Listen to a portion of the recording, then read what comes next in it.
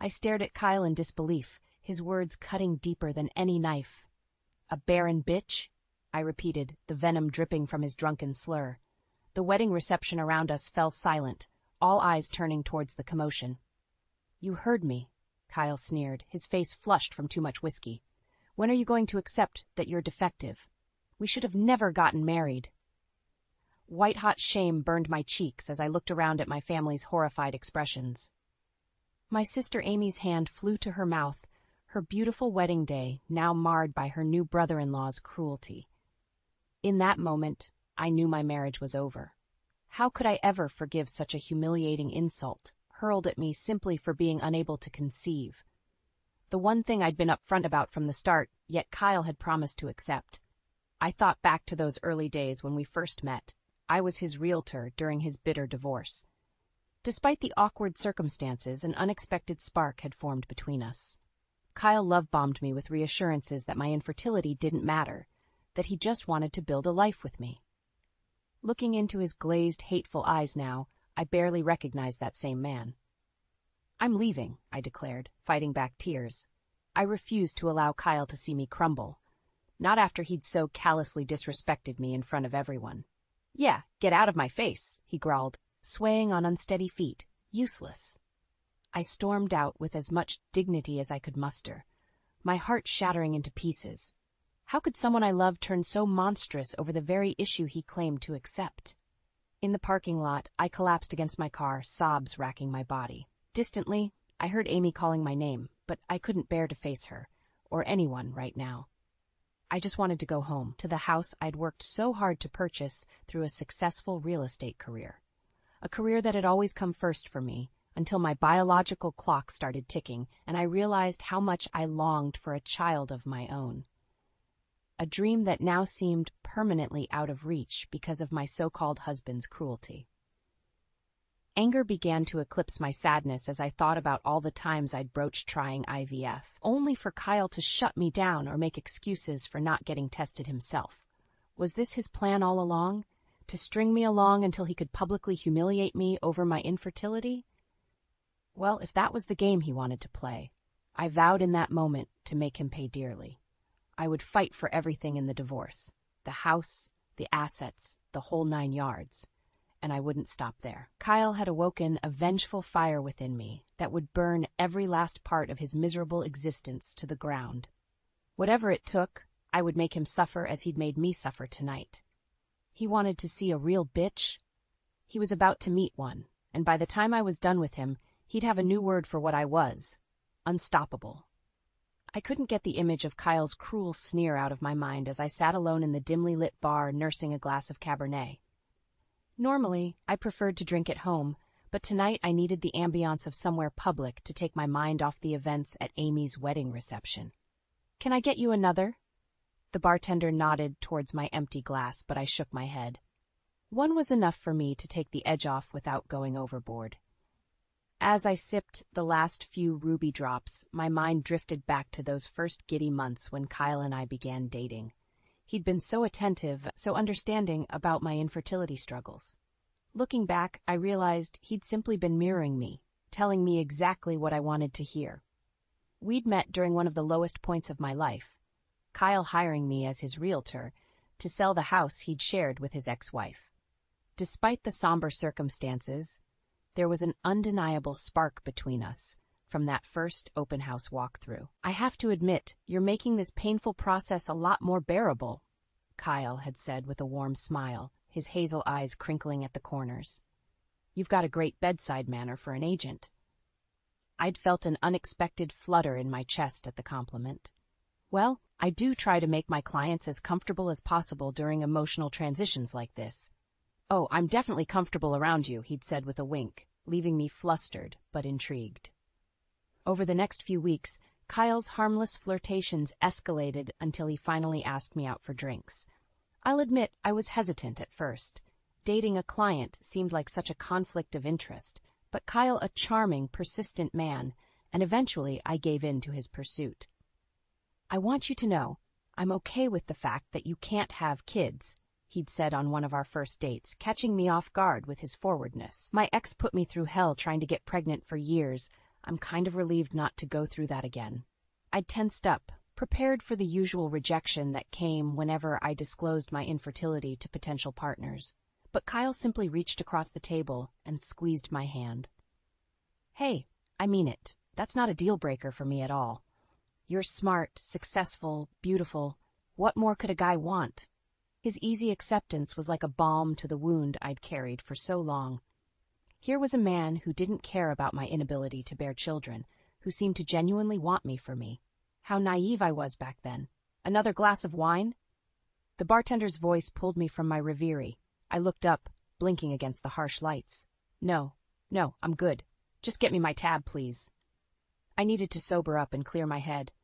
As I settled the bill and headed for the door, anger began to simmer within me once again. How dare Kyle take the one part of me I'd always been upfront about and use it as a weapon against me? After he'd sworn up and down it didn't matter? Well, if he thought he'd be rid of me so easily, he had another thing coming. I was done being the sad, yearning woman he could trample over. From here on out, Kyle was going to learn exactly what a real bitch looked like. And by the time I was through with him, he'd be begging for mercy. I took a deep, steadying breath before ringing the doorbell of my own home. It had been 3 days since Kyle's atrocious outburst at Amy's wedding, and I'd temporarily been staying at a hotel to clear my head. But it was time to rip off the Band-Aid. The door swung open, and Kyle stood there, his expression unreadable. He didn't appear hungover or remorseful in the slightest. "We need to talk," I said firmly, pushing past him into the hallway. He silently followed me into the living room, taking a seat in the recliner as I perched on the edge of the sofa. "I've been thinking a lot about our situation," I began carefully. "What you said at the wedding was—" I had to pause to collect myself. "It was unforgivable, Kyle. You humiliated me in front of my entire family." He opened his mouth, presumably to offer some half-baked apology, but I held up a hand to stop him. "Don't. Just don't. I don't want to hear excuses or hollow apologies. What's done is done, and I can't look past that kind of cruelty." Kyle's jaw tightened mulishly. "So what? You're just going to give up on us? On having a family?" I laughed bitterly at that. "You're the one who gave up on that dream long ago. When was the last time you even entertained the idea of fertility treatments, of doing whatever it takes to make a child happen for us?" Silence answered me, just as I expected. Kyle had been stonewalling my attempts to pursue IVF or even get basic testing done. "That's what I thought," I said, more to myself than him. "The truth is, you've checked out of this marriage for a while. You just didn't have the backbone to end it yourself." "That's not true," Kyle snapped, finally showing a flicker of emotion. "Jesus, Vivian, you know how much I want a kid of my own. But conventional routes haven't worked, and I'm not interested in exploring other options right now." I stared at him in disbelief. "Are you serious right now? You're the one putting roadblocks in our way at every turn. Anytime I bring up IVF, you shut me down immediately." "Those treatments are expensive and intrusive," he countered. "I'm not comfortable subjecting you to that until we've exhausted all other possibilities." "Like what?" I threw up my hands in exasperation. "We're not getting any younger, Kyle. And you refuse to even get your fertility tested to see if the issue is on your end." An ugly look crossed his face then. "Oh, so now you're implying I'm the problem? That's real rich coming from Miss Barren B1tch." White-hot rage lanced through me at his vicious reuse of that degrading insult. Before I could stop myself, I grabbed the heavy crystal vase from the end table and whipped it directly at his head. Kyle ducked just in time, the vase shattering against the wall in an explosion of glass and water. We both froze, chests heaving, staring at each other in shock. In that moment, I knew there was no going back for us. Whatever tender feelings I'd once harbored for this man were gone, eroded by a callousness I could no longer excuse or endure. "Get out," I said in a low, trembling voice. "Get your shit and get out of my house." For once, Kyle seemed to understand I was deadly serious. He stood slowly, holding my gaze with an unreadable look.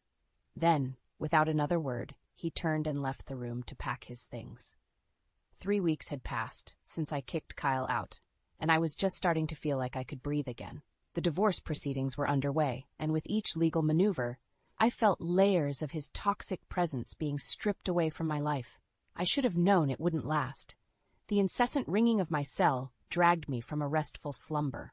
Frowning, I squinted at the caller ID. It was Kyle. Again. I let it go to voicemail like I had been doing for days. Wrapping my robe around me, I shuffled into the kitchen to brew some coffee, trying to shake off the grogginess. My phone began ringing once more from the other room. "For fuck's sake," I muttered, abandoning my pursuit of caffeine to snatch up the device. "What?" "Don't hang up," Kyle's voice came through the line, thick and slurred. Of course he was drunk. "We need to talk." "I have nothing to say to you," I replied coldly. "This divorce is happening whether you like it or not." "Vivian, baby, listen to me." He was beginning to ramble, his words running together unintelligibly. I pinched the bridge of my nose in frustration. "Kyle, you're wasted. I'm not doing this right now." "I met someone," he suddenly blurted out. I stilled, ice flooding my veins. "What did you say?" "There's this girl at work." Kyle barreled on, uncaring of the fresh hell he was putting me through. "Her name's Jade, pretty little thing, you know, with workin' ovaries and all that." My breath came in harsh pants as I digested the full extent of his betrayal. He'd been cheating on me this whole time, with some fertile young thing who could give him what I couldn't. "You son of a bitch," I hissed through gritted teeth. "How long has this been going on?" "Does it matter?" Kyle slurred carelessly. "Face it, Viv, we were dead in the water from the start.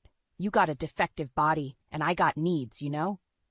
I was trembling with rage, my knuckles white from gripping the phone so tightly. How dare he? How dare he try to blame this on me after he'd sworn my infertility was no issue? "I want you to listen to me very carefully, Kyle," I said in a low, dangerous tone. "You're going to sober up, and you're going to gather whatever pathetic belongings you have left at this house, because I swear to God, if you show up here again uninvited, I will call the police and have you arrested for trespassing." There was a pause, then Kyle snorted derisively. "You always did have a flair for the dramatic, babe. That's what I'll miss most about you." I disconnected the call without another word, my entire body shaking with hatred and disgust. The man I had loved, the man I nearly sacrificed my career for to start a family with, had revealed himself as an abusive, unfaithful monster. Fine. If this was how he wanted to play it, I would oblige him. No more Mrs. Nice Guy. It was time to fight fire with hellfire. I would take him for every last penny and asset in this divorce, and that would just be the start. By the time I was through with Kyle, he would have absolutely nothing left. No money, no reputation, no future. Just a shell of the man who thought he could walk all over me and get away with it. He wanted to see a real bitch? Oh, he was going to get one. And this time she would be utterly unstoppable. The sharp clack of my heels against the marble floor echoed through the cavernous courthouse lobby as I strode towards the designated courtroom. My stomach was a roiling knot of nerves and fury, but I refused to let it show on my face. I was all business today.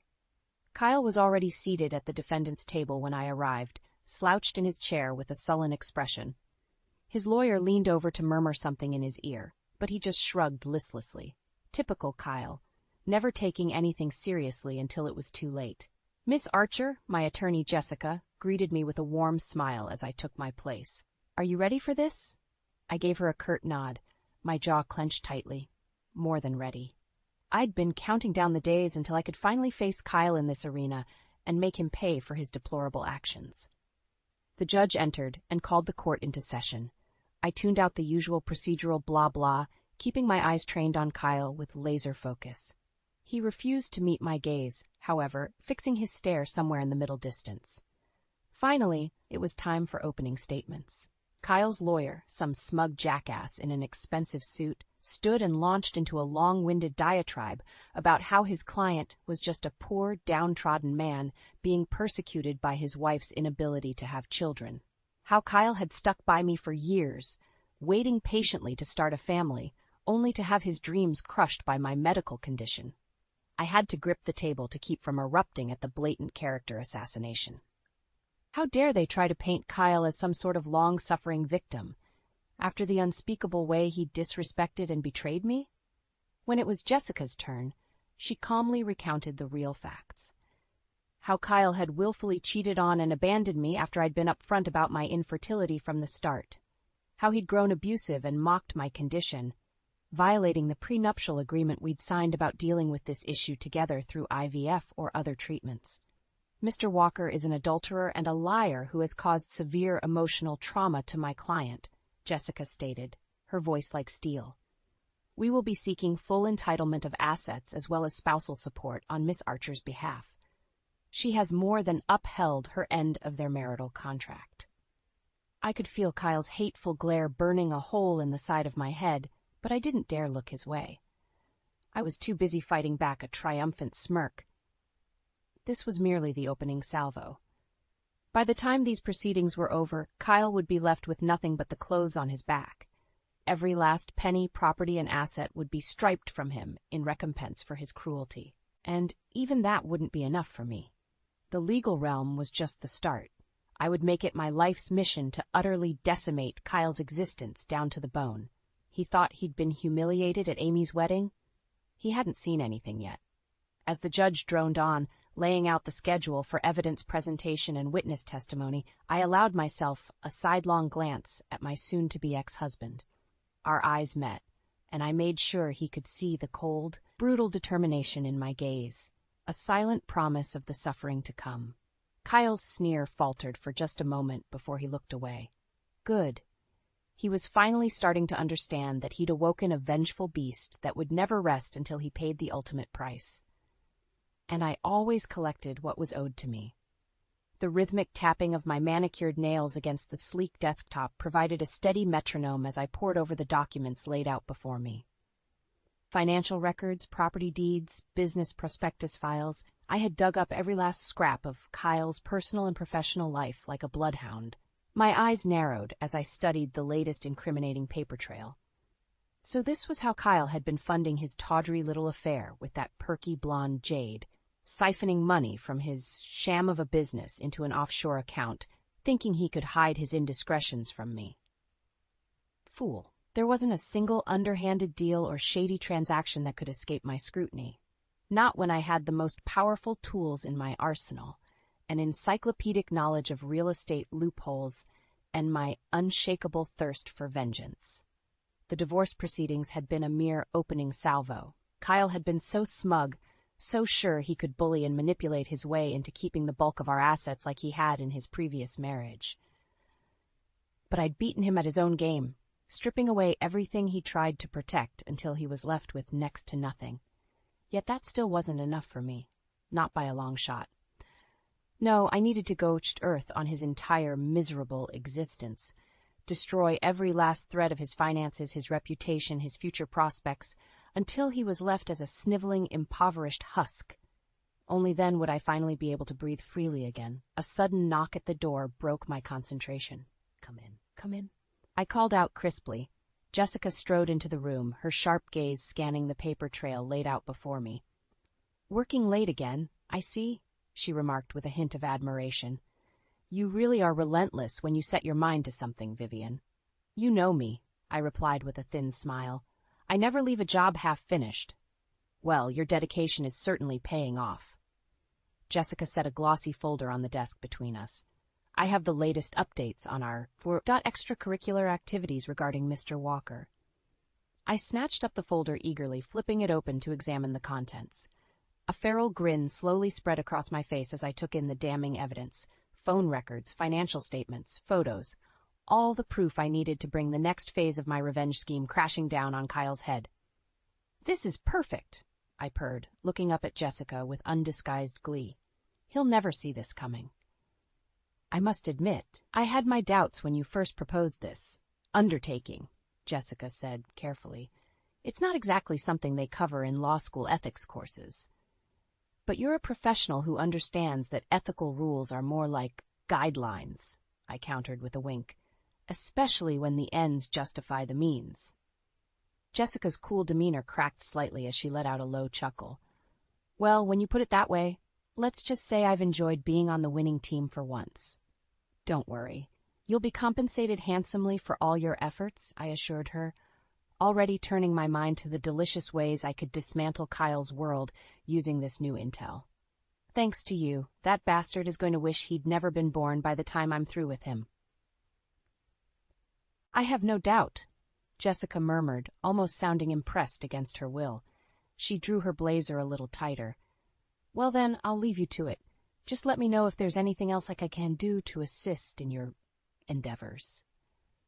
I was already only half listening, my laser focus burning through the documents before me as I began formulating my intricate new game plan. Kyle thought he could slither away from our marriage and build a new life on top of the ashes like some soulless phoenix. He was about to learn just how foolish that assumption was. I would make certain he had no life to go back to at all. Not when I was through burying every last remnant of his very existence. Let the real games begin. The harsh buzzing of the intercom dragged me from my slumber. Bleary-eyed, I fumbled for the phone. Yes? What is it? I mumbled. Miss Archer, there's someone here claiming to be your husband? The confused voice of the doorman crackled through the line. He's demanding to be let up, but I know you have that restraining order in place. I was abruptly wide awake, icy tendrils of dread lancing through me. Sure enough, I could make out the muffled shouting of an all-too-familiar voice echoing up from the lobby. Don't let him anywhere near this building, I ordered, my tone brooking no argument as I slipped from bed and began hastily dressing. I'm calling the police right now. Yes, ma'am. Alerting security as well. I could still hear Kyle's drunken bellowing faintly through the line as I jammed my feet into a pair of shoes. That reckless idiot, did he really think he could just violate the protection order without consequences?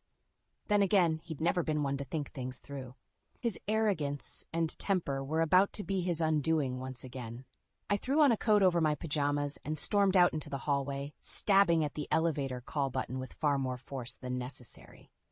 The doors opened with an obedient ding, but I barely registered them as I continued mashing the button furiously. Stupid, worthless piece of... Whoa! Hey! A startled voice made me spin around. A young man in a bathrobe stood there gaping at me, his eyes wide. Just a neighbor, clearly bemused by my behavior.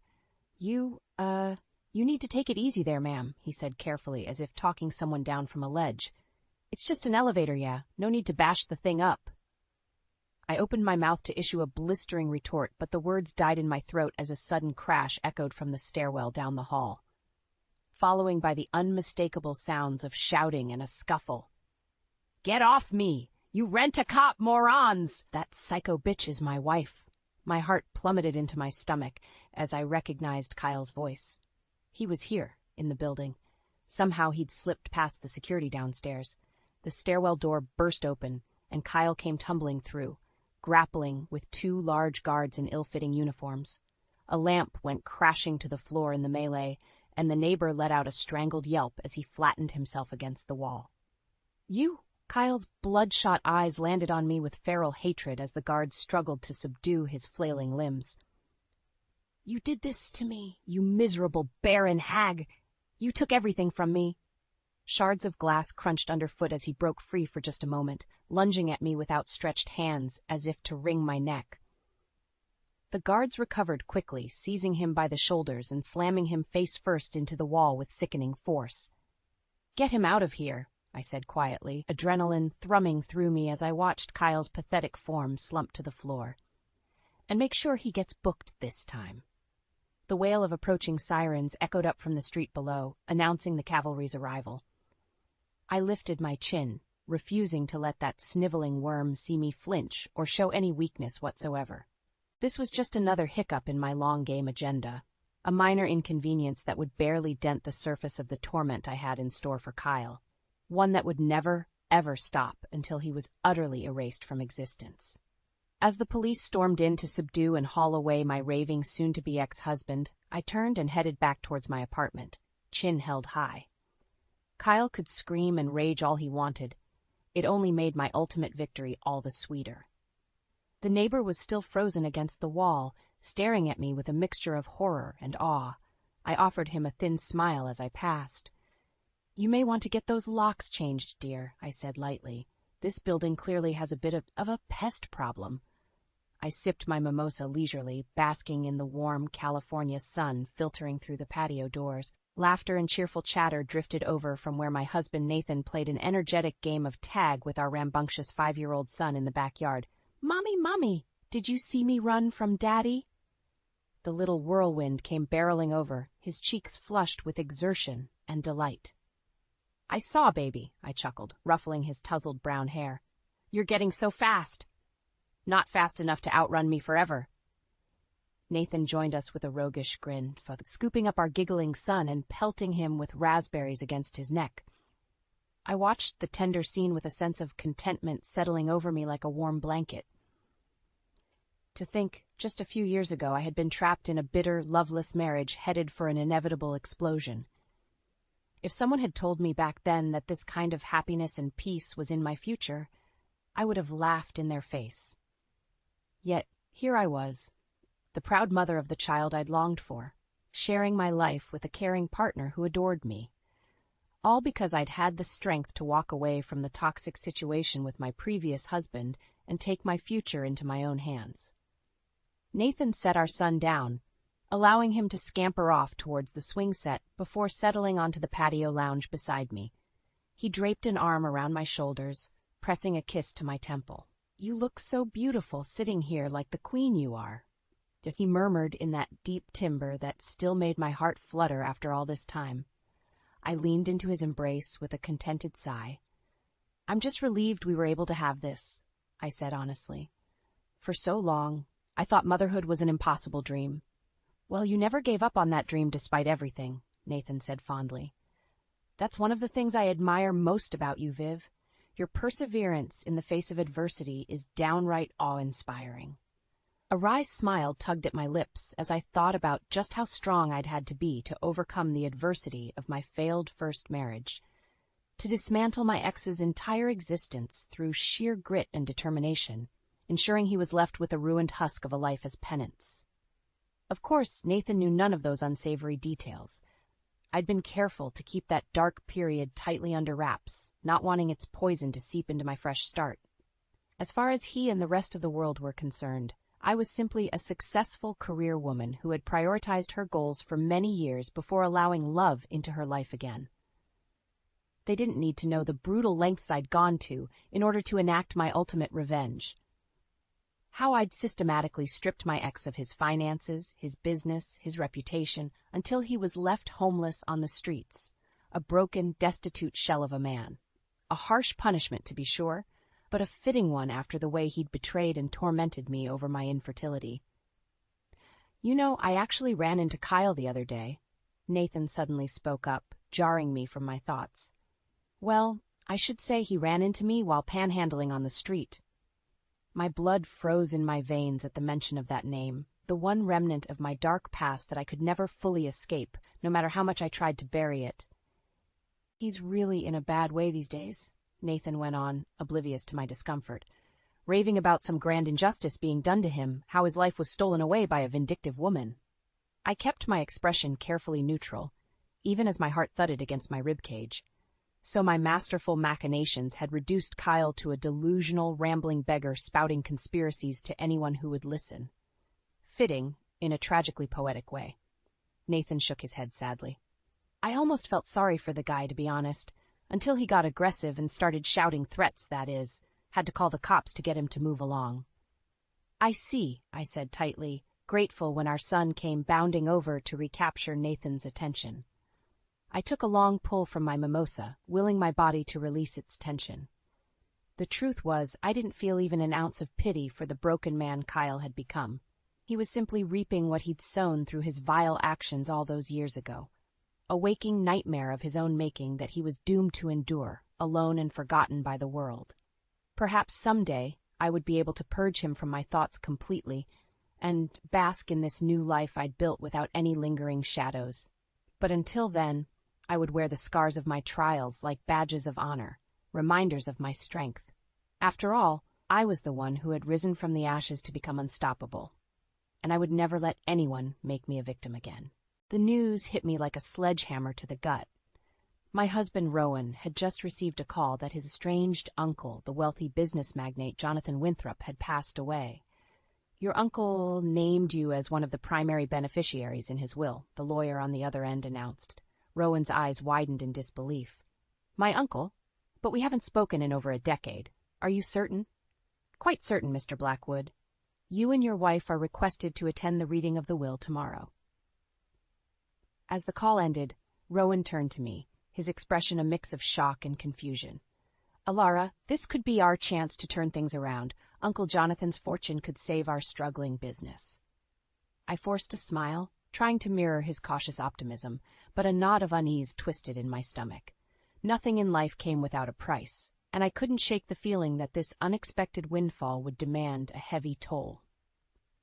The next day, we found ourselves in the opulent study of Jonathan Winthrop's sprawling mansion, surrounded by his legal team and other potential beneficiaries. As the lawyer started reading the will, a hush fell over the room. To my estranged nephew, Rowan Blackwood, and his wife, Alara, I bequeath my entire estate, including this property and all assets, on one condition. My heart raced as the lawyer paused for dramatic effect. Rowan squeezed my hand, his palm clammy. They must take up permanent residence in this mansion for a period of no less than 1 year. A collective gasp filled the room, but one voice rose above the others, dripping with venom. This is an outrage, Rowan's mother, Margot, spat. That inheritance is rightfully mine. I'm Jonathan's only living relative. Her eyes locked onto me, filled with undisguised hatred. This is that little gold digger's doing, I'm sure of it. Rowan stepped forward, his jaw clenched. Mother, you have no right. Don't you dare take her side, you ungrateful whelp. Margot hissed, her words slicing like knives. The lawyer cleared his throat, attempting to restore order. The terms are clear, Mrs. Winthrop. If Mr. and Mrs. Blackwood fail to meet the residence requirement, the entire estate will be distributed among various charities. Margot's eyes narrowed dangerously. Mark my words, you'll regret this. That mansion and everything in it belong to me by rights. I'll make your life a living hell until you surrender what's mine. As her gaze bored into me, a chill ran down my spine. I knew, in that moment, our lives had taken an irrevocable turn, and the battle lines had been drawn. A week later, we stood before the looming gates of Winthrop Manor, our new home, or gilded cage as it felt. The ancient stone edifice seemed to stare down at us, its Gothic spires like accusing fingers against the slate-gray sky. Are you sure about this? I asked Rowan, my grip tightening on his hand. He offered a grim smile. We don't have a choice if we want a future. Just promise me you'll be careful around Mother. As if on cue, the gates creaked open, and Margot emerged from the shadows like a specter, her expression a rictus of disdain. So the prodigal son returns, she sneered, and he brings his little bride into my home. I fought the urge to recoil as her eyes raked over me with undisguised loathing. This is Uncle Jonathan's home now, Mother, Rowan said, his voice strained. We're here to honor his wishes. His wishes? Margot barked a harsh laugh. That senile old fool was manipulated in his final days, no thanks to your scheming wife, I'm sure. Before I could respond, she stepped closer, her face inches from mine. Listen closely, you conniving little tramp. This is my domain, and I'll make your life a waking nightmare until you slink back to whatever hovel you crawled out of. Rowan pulled me back, shielding me with his body. That's enough, Mother. You've gone too far. Margot's lips curled into a cruel smile. We'll see about that. As she turned and stormed back towards the manor, I felt a shiver run down my spine. The games had begun. Over the following weeks, Margot's campaign of subtle torment intensified. Priceless heirlooms went missing, only to reappear in bizarre locations. Strange noises echoed through the halls at night, keeping me awake. And the servants treated me with thinly veiled contempt, no doubt following Margot's lead. She's just trying to rattle you, Rowan insisted. But I could see the doubt creeping into his eyes. One night, as I descended the grand staircase, I felt a violent shove from behind. I tumbled down the steps, searing pain lancing through my body as I crashed to the marble floor. When I finally regained my senses, Margot was standing over me, a sickening grin plastered across her face. Clumsy girl, she purred. You should be more careful. As she turned and walked away, I felt a cold certainty settle in my gut. This was no longer a game to her. Margot was willing to go to any lengths to drive me out, even if it meant destroying me in the process. After the accident on the stairs, I knew I couldn't trust anyone in that house. Except perhaps Rowan, but even his loyalty was becoming strained by his mother's vicious campaign against me. I took to wandering the manor's shadowy corridors at night when everyone else was asleep, searching for any clue that could expose Margot's true motives. On one such foray, I discovered a hidden door behind an antique bookcase, leading to a dust-covered study that seemed untouched for decades. Inside, I found a trove of old letters and documents, including correspondence between Margot and Jonathan in their younger years. What I read made my blood run cold. It appeared Margot had been stealing from the family fortune for years through elaborate financial schemes, only to be cut off by Jonathan when he uncovered her deceit. As I dug deeper, I also uncovered evidence that Margot had once been involved with a shady business partner of Jonathan's, a man who later disappeared under mysterious circumstances. Had Margot gone so far as to have him killed to cover her tracks? Armed with this damning information, I knew I had to confront her, once and for all. But when I tried to show the evidence to Rowan, he refused to believe his beloved mother was capable of such depravity. "These letters prove nothing," he snapped, pushing the documents away.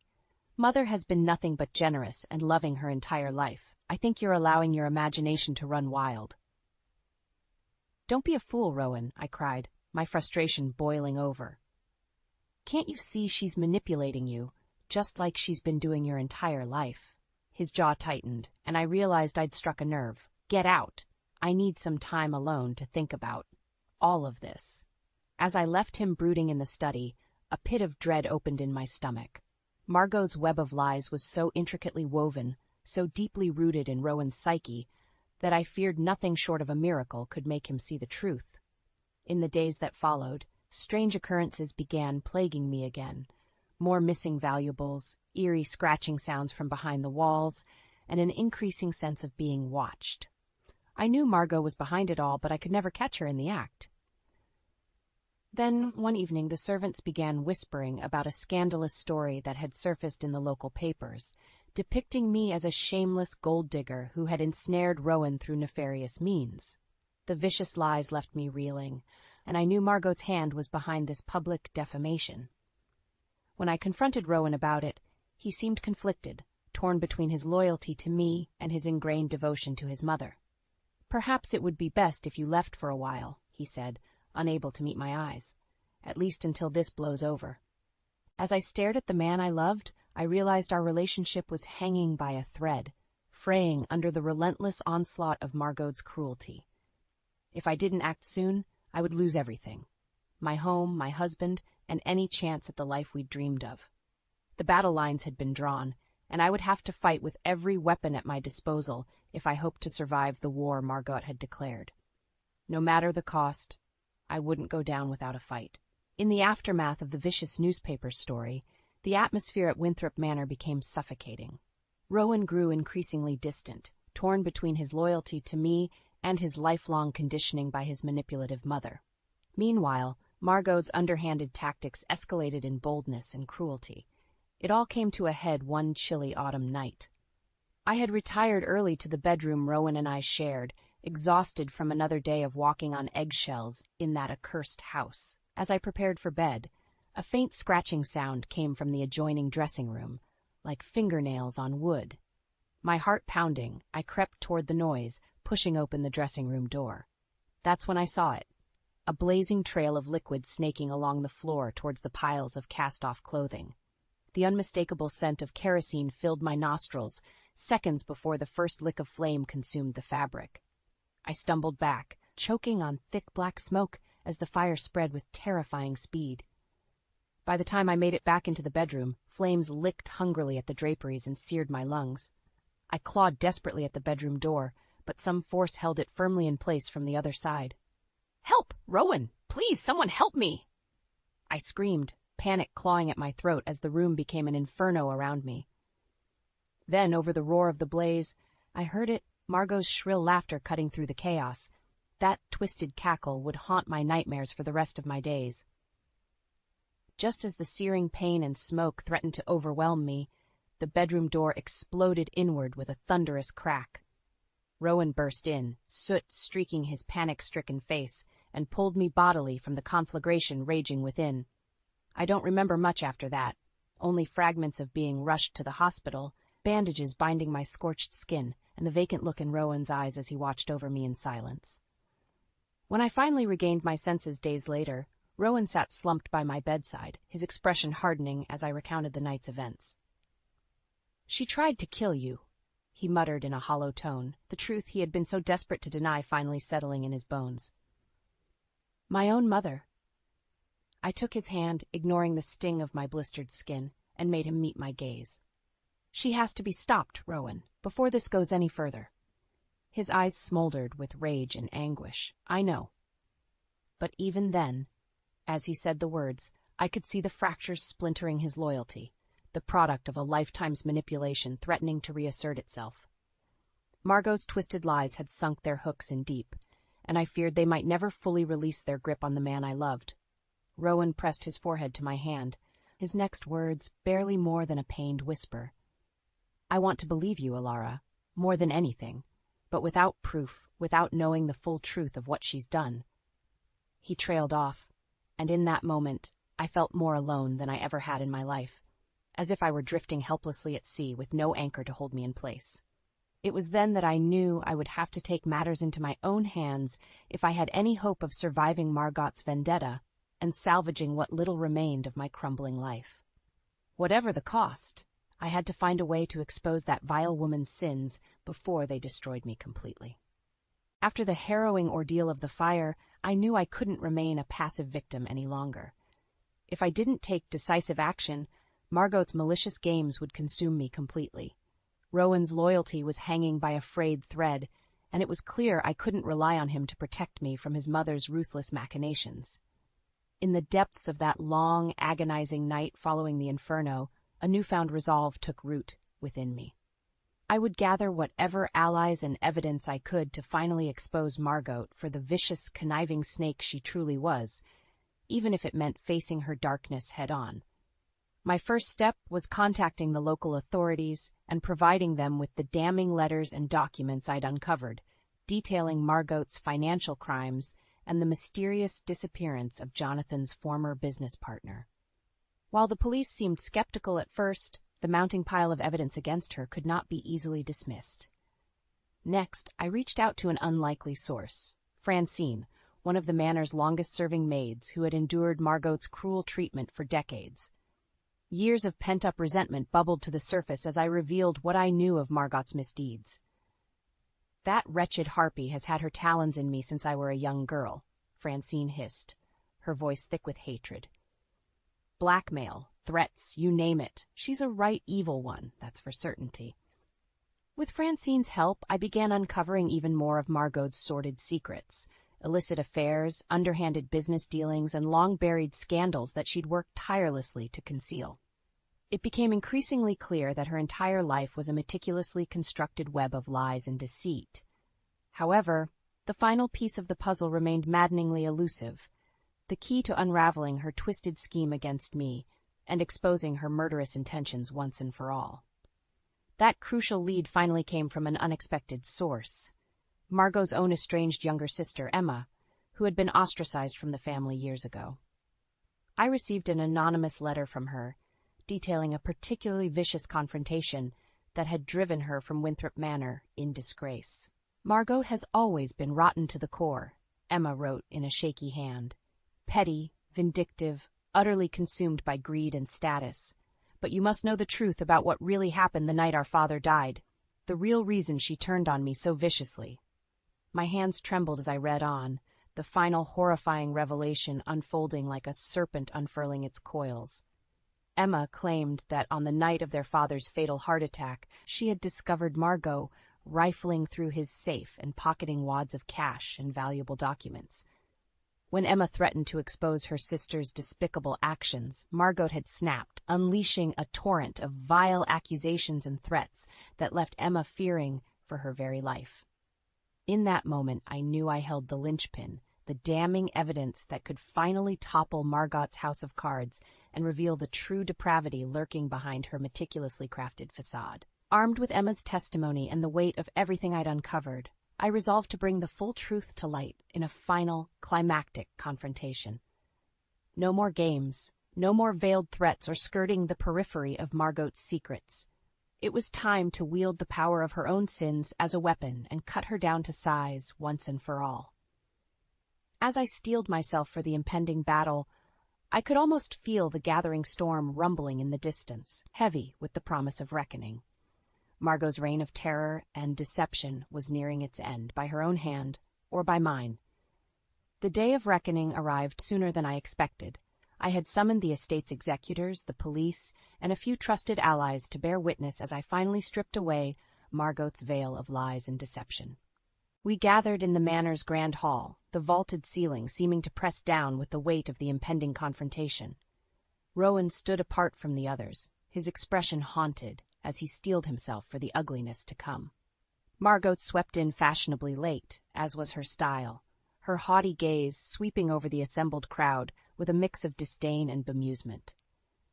Well, well, to what do I owe this merry little gathering? She arched an inquisitive eyebrow at me. Don't tell me my dear daughter-in-law is hatching another pathetic scheme for attention?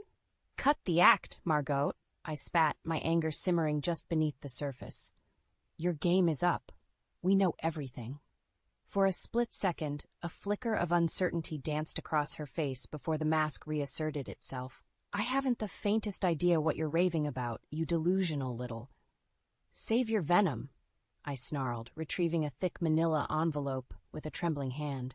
We have all the proof we need of your lies, your crimes, your murderous intentions. As I began laying out the damning trail of evidence, the letters, the financial records, Emma's testimony, Margot's expression shifted from derision to outright fury. Her eyes bulged with unbridled rage as each new revelation compounded the last. That sniveling, traitorous whore, she screeched when I revealed Emma's words. How dare she slander me with these absurd fairy tales? Rowan took an involuntary step backward, as if her outburst had struck him bodily. It was the first crack in his staunch denial, the first glimmer of realization seeping through. These are nothing but malicious fabrications, Margot raged on, turning her vitriol towards the executors and police. I demand you remove these despicable liars from my home at once. But they stood firm, unmoved by her bluster as the weight of the evidence became insurmountable. With an animalistic shriek of pure fury, Margot turned on me, her immaculately manicured fingernails hooked like talons. You ungrateful, conniving little snake, she howled, spittle flying from her lips. This is all you're doing, isn't it? You could never be content with an ounce of my generosity. Well, I'll see you utterly destitute and ruined for this, I swear on my life.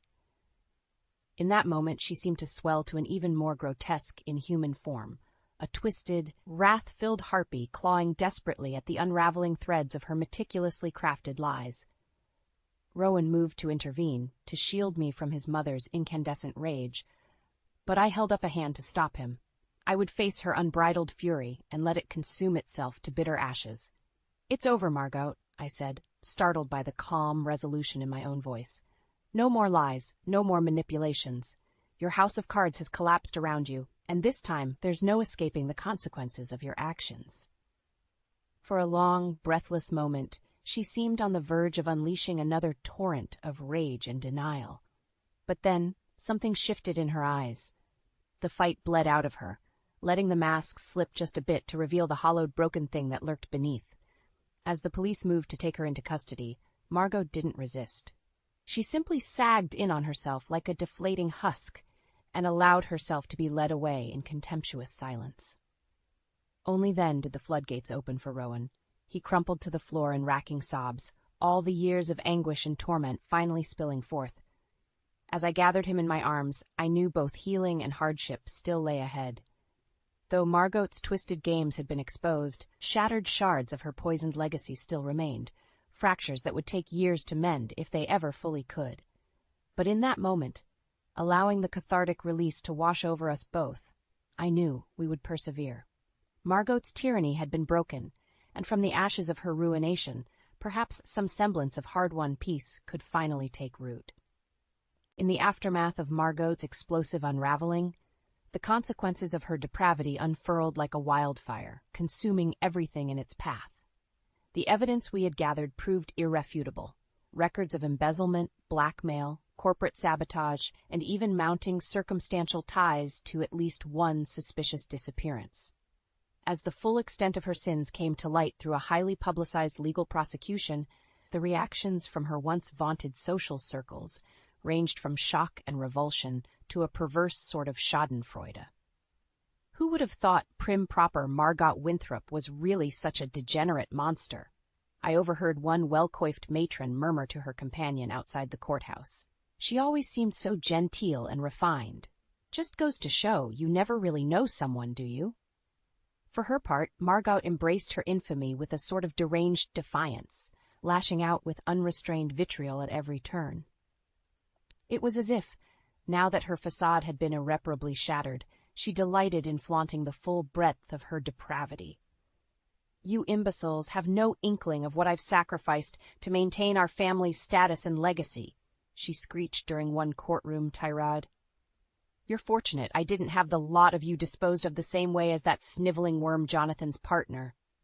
A collective gasp went up from the gallery, feeding Margot's twisted delight like a starving flame. She turned her blazing eyes towards Rowan and me, and I felt an involuntary shudder at the naked loathing burning in their depths. Look at them, cowering like the gutless fools they are. You're the reason our noble lineage lies in ashes, the both of you. Weak-willed, pathetic. Her venomous diatribe was finally cut off by the stern banging of the judge's gavel.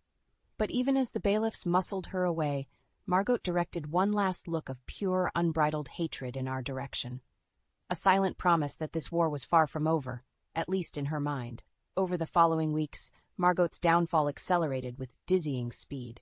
Asset seizures, criminal indictments, and the inexorable avalanche of public censure stripped away what tattered remnants of status and influence she had once wielded like a blunt instrument. Yet through it all, she remained utterly defiant and unrepentant. They'll all get what's coming to them, mark my words, she spat at reporters camped outside her palatial estate, now little more than an empty, echoing mausoleum. This is far from over, you mealy-mouthed vultures. Unfortunately for Margot, her rabid threats and unhinged ravings only further cemented her legacy as a once powerful matriarch, undone by her own boundless avarice and corruption. Society had turned its back on her with a mixture of pity and disdain, leaving her bitter screeds to be consumed by indifferent winds. On the day her sentencing was finally handed down, a staggering array of charges resulting in a harsh multi-year prison term, Margot unleashed a final, unrestrained torrent of malice. "Curse all of you," she howled, thrashing against the iron grip of the bailiffs as they tried to drag her from the courtroom. "Especially you, Alara. This is far from over, you hear me? I'll have my revenge if it's the last thing I—" Whatever final, dire imprecation she intended was cut off as she disappeared through the door, the slam of iron against wood echoing through the court like a grim period. Silence hung heavy for several breathless seconds, and then the hushed murmurs began rippling through the gallery once more. A vile chapter had finally been closed. The damage caused by one woman's unchecked ambition and malice laid horrifyingly bare. As Rowan and I embraced in the wake of that sordid spectacle, I knew our own road towards healing and redemption would be long and arduous. The scars left by Margot's cruelty ran deeper than any inflicted wound. But at least now, at long last, we could begin to rebuild what she had so nearly destroyed. With the poison she had injected into our lives finally excised, there was a chance to nurture something new from the blighted, burned remains of our former existences. Those tender green shoots wouldn't take root overnight, of course. Deep, ravaging fires leave extensive scarring in their wake, but we would tend the ashes dutifully, allowing new life to gradually emerge, hushed and humble at first, then growing stronger and more resilient with each passing season. It was the only way to banish Margot's toxic legacy once and for all, by cultivating the power to persevere where her hatred and corruption could only hope to wither and decay. In the weeks following Margot's sentencing, an eerie silence descended over Winthrop Manor. The echoing halls, once electric with her malicious presence, now felt like a vacuum, the stifling calm before the soft patter of new life begins to take tentative root. Rowan and I moved through those early days in a numb haze, going through the motions of setting the manor to rights, but still emotionally adrift from the cataclysm that had reshaped our lives so violently. We spoke in hushed tones, as if afraid to disturb some lingering malignant force hovering in the shadows. The servants, finally freed of Margot's tyrannical grasp, tiptoed about their duties with the same wary restraint as field mice anticipating the return of a prowling cat. Then, one crisp autumn morning, I awoke to find Rowan sitting at the foot of our bed, his shoulders hunched and head bowed beneath some invisible weight. "Rowan?" I murmured, reaching out a hand to his arm. "What's wrong?" For a long moment he didn't respond, simply staring down at his calloused palms as if they belonged to a stranger. Finally, he drew a long, shuddering breath. "I spent so many years letting her gnaw away at my soul, Alara. No matter how vile she became, some part of me could never let go of the fantasy that she actually loved me deep down." Tears welled in his eyes, voice cracking with a lifetime's worth of hurt and disappointment. "She was my mother. I should have protected you from her poisonous lies and cruelty, but I was weak, blinded by delusions of the mother I so desperately wanted her to be." He looked up at me then, anguish etched in the creases of his face. "Can you ever forgive me?" In that moment, I felt my own emotions surge forward like a raging river breaking its banks, not just for the hell Margot had put us through, but for all the lost years we could have spent growing together instead of being warped and diminished by her hatred. I pulled Rowan into a fierce embrace as the dam finally burst, wave after wave of purging sobs racking our bodies in unison. We wept for the wounds that had been inflicted, the scars that would always remain, and the hollow ache of what could have been. But we also wept for the promise of what lay ahead, a new world where Margot's poisonous influence could never again take root. In the days and weeks that followed, we slowly began the work of reclaiming our lives. The manor underwent a top-to-bottom scouring and refurbishment, every last remnant of Margot's corruption purged as if by ritual cleansing. We let go of much of the staff that had enabled her cruelties, opting for a fresh start surrounded by new faces and loyalties. Gone were the dark furnishings, grim draperies, and oppressive decor through which her malice had seeped like a miasma. In their place, we cultivated light, open spaces, and vibrant designs that spoke of rebirth rather than decay. Slowly, tentatively, the scars began to heal into the thick protective calluses of hard-won resilience and perseverance. What gave me the most solace and hope for our future, however, was witnessing Rowan's own metamorphosis. Where once Margot's manipulations had shaped him into a wavering, conflict-averse shell of a man, now I saw an indomitable pillar of resolve and integrity taking form. Gone were the haunted looks and furtive self-doubts. In their place stood a man embracing his role as master of his own destiny, unbowed by the specter of his mother's grievous wrongs. 5 years after Margot's ruination, Winthrop Manor had been virtually rebuilt from the ground up, retrofitted into not just a home, but a nexus for charitable endeavors aimed at empowering those who had once suffered as we had. Battered women's shelters, youth outreach initiatives, counseling programs, all thrived beneath the roof once shadowed by malice and oppression. We dedicated our newfound resources to cultivating the kindness and goodwill Margot had sought so voraciously to extinguish. And though I knew her poisoned roots would never be fully extractable, watching the fruits of our rebirth blossom with each passing year was the greatest victory I could have hoped to wrest from her clutches. On the eve of the annual charity gala we hosted at the manor, I caught Rowan staring pensively out the window towards the vast Sylvan estate grounds, a pensive smile playing across his weathered features. "Do you ever think about her?" he asked without turning to face me. "About your spite for Mother, I mean?" I considered the weight of his question for a long moment before answering. "She doesn't haunt my thoughts much these days," I admitted. Not out of spite or indifference, but rather resolve. Our eyes met then, a deep understanding passing between us.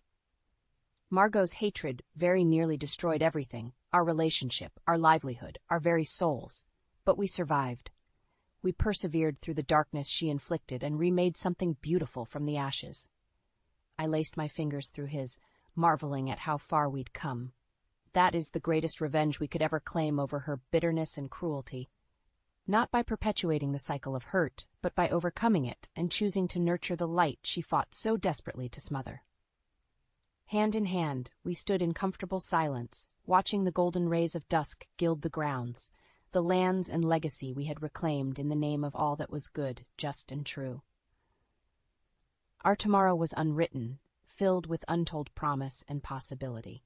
But I knew, without a shred of doubt, that whatever challenges lay ahead, we would meet them as we had every other, overcoming hate with love, healing old wounds, and ensuring even Margot's darkest of legacies could never take permanent root.